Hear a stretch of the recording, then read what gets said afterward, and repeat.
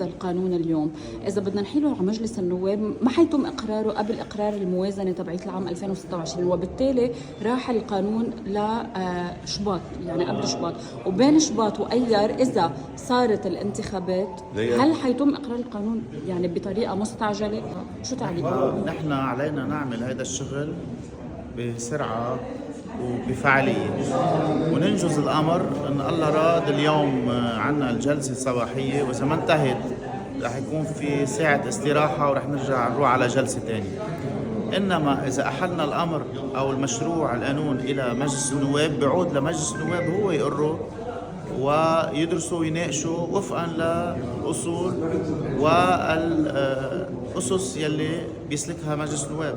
ما عنا إمكانية ولا أي رغبة ولا بنتدخل بشغل مجلس النواب لهذه الجهة، ولكن الحكومة ستمثل أمام مجلس النواب بطبيعة الحال لمناقشة هذا المشروع إذا اقتضى الأمر.